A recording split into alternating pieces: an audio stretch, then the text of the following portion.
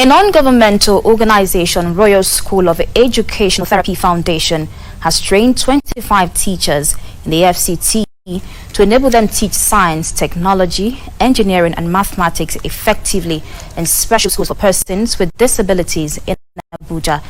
The leader of the group, Madewa Adejugbe Williams, who declared open at this 4-day workshop in Abuja, told participants to take maximum advantage of the training.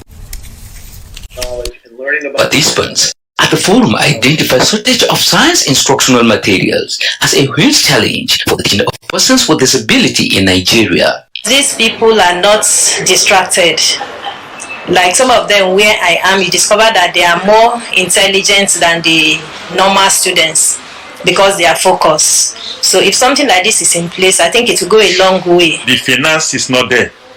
So that's why the government had to come into it. Not only government of the country, but even the United Nations, so that they can help to subsidize the price of these learning materials. We are training 5 teachers each of the schools, and there are 5 schools, which means there are 25 teachers from each schools, and also 25 administrators from each of the schools.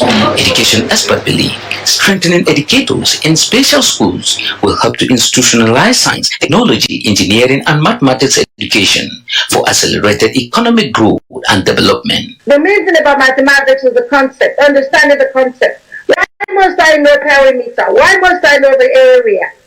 So you cannot start teaching that when you build a house, you must know how big a house will be. Just make a real life situation. There's a lot of room to roam here, and we're going to kind of test the boundaries. I want to hold up, this is the STEM kits you'll be using.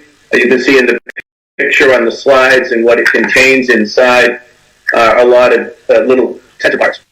They say the exposure of persons with disability to studying science, technology, engineering and mathematics will go a long way to addressing the socio-economic challenges they face. Dimas Nanzan, AIT News, Abuja.